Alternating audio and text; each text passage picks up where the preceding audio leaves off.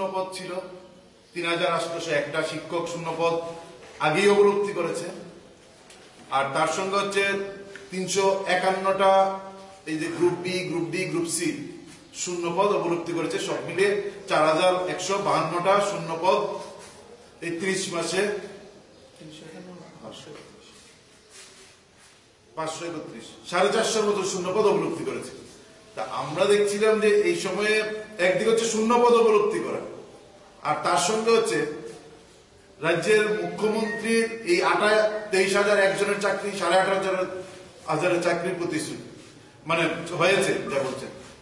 আমরা মনে করছি এটা হচ্ছে রাজ্যের বেকারদের সঙ্গে চূড়ান্তভাবে প্রতারণা করা, এবং এই সরকার শূন্যপদ অবলুপ্তি করছে। আমরা দেখলাম যে আমরা দফায় দফায় এই প্রশ্নে রাস্তায় যেমন আছি, সাংবাদিক সম্মেলন করে তার প্রতিবাদ জানাচ্ছি, চ্যালেঞ্জ করছি, রাস্তায় মিছিল করছি।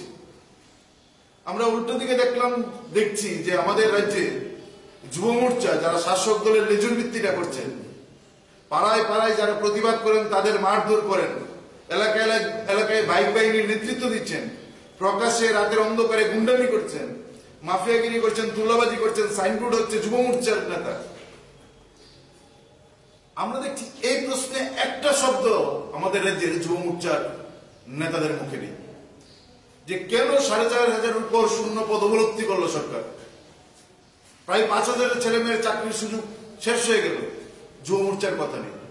মুখ্যমন্ত্রী বলছেন ২৩,০০০ চাকরি হয়েছে, প্রতারণা করছেন, যুব মোর্চার কথা নেই।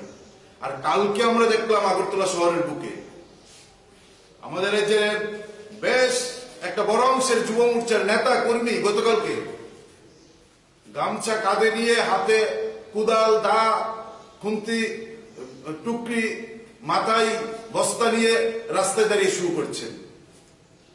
আমাদের প্রশ্ন হচ্ছে যে সরকারটা আসার আগে এই প্রতিশ্রুতি ছিল যে আমাদের রাজ্যের যুবকদের হাতে কুদাল তুলে দেবেন। সরকারটা আসার আগে প্রতিশ্রুতি ছিল যে আমাদের যুবকদের কাঁধে গামছা তুলে দেবেন আর মাথায় টুকরি তুলে দেবেন। রাজ্যের বামফ্রন্ট সরকার যতদিন রাজ্যে ছিল আমরা দেখেছি, ততদিন রাজ্যের বামফ্রন্ট সরকার চেষ্টা করেছেন আমাদের রাজ্যের যুবকদের হাতে কিভাবে কাজ তুলে দেওয়া, কলম তুলে দেওয়া যায়, তাদেরকে আরো একটু ভালো জায়গায় কিভাবে নেওয়া যায়। আর আমরা দেখলাম ৩০ মাস অতিক্রান্ত হওয়ার পর এই সরকারের লেজুর ভিত্তি যে সংগঠন, যুব সংগঠন করেন, তাদের নেতা কর্মীরা গতকালকে আগরতলা রাজধানীর বুকে রাজপথে কাঁধে গামছা, মাথায় টুকরি, হাতে কুদাল আর কুন্তি নিয়ে দাঁড়িয়ে গেলেন। বলে এই জন্য এই সরকারটাকে আমাদের রাজ্যের মানুষ প্রতিষ্ঠিত করেনি। বলে প্রতিশ্রুতি প্রথম ৫০ বছরে যে চাকরি প্রতিশ্রুতি, আমরা বলছি এখনো সময়, দ্রুত এটা রূপায়ণ করুন। শূন্যপদ যেভাবে অবলুপ্তি করা হচ্ছেন, এই অবলুপ্তি করা যাবে না। এই অবলুপ্ত করা যে পদগুলা পুনর্জীবিত করতে হবে এবং সেখানে দ্রুত নিয়োগ করতে হবে। এই দাবিতে আমরা রাস্তায় নামছি এবং আমরা বলবো যারা যুব মোর্চার নামে মানুষের যুবকদের কাছে যাচ্ছেন, দয়া করে তাদের জিজ্ঞেস করুন কেন একটার পর একটা বেকার বিরোধী সিদ্ধান্ত রাজ্য সরকার গ্রহণ করছেন। যুব মোর্চা যারা শাসক দলের লেজুর ভিত্তি করেন, মানুষকে ভয় দেখান, তারা কেন এই প্রশ্নে একটা শব্দ উচ্চারণ করছেন না। তার মানে হচ্ছে সরকারের সমস্ত যুব বিরোধী সিদ্ধান্তগুলো যুব মোর্চা সমর্থন করে।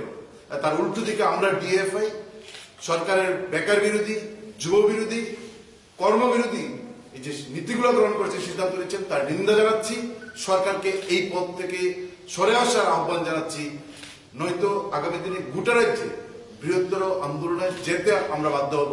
এবং আমরা আশা করব রাজ্যের সমস্ত অংশের শিক্ষিত, বেকার, যুবক যুবতী যারা আছেন, আপনারা আপনাদের স্বার্থে, রাজ্যের স্বার্থে, বেকার যুবক যুবতীদের স্বার্থে সরকারের এই বেকার বিরোধী নীতির বিরুদ্ধে আপনারও মুখ খুলুন, রাস্তায় নামুন, আমাদের মিছিলে পা মেলান, আমাদের মিছিলের লাইনকে দীর্ঘ করুন।